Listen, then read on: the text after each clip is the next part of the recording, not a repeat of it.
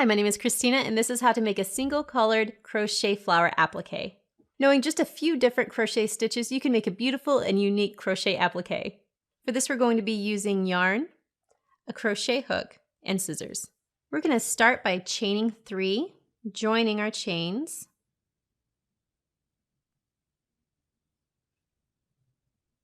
chain 3, and now I'm going to do 12 double crochets into the center of our loop. Next, in the top of the first stitch, we're going to join our 12 double crochets. I'm going to chain 3 and then connect it in the second double crochet stitch.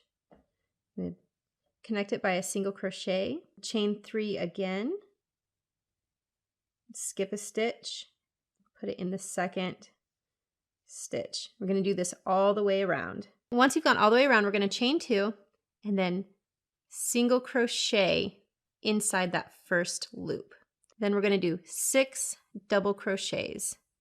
Once you have 6 double crochets, we're going to single crochet and then go on to the next loop, single crochet, and do the exact same thing all over again until you get to the very end. Once we're at the end, we're going to single crochet our last stitch and then join that petal to the next petal by a slip stitch through the first stitch of the first petal. We're going to clip our yarn. Once you've pulled it tight, it's ready to be woven in. Crocheting your own flower appliques lets you get the exact look you're looking for and express your creativity in the process. Thanks for watching.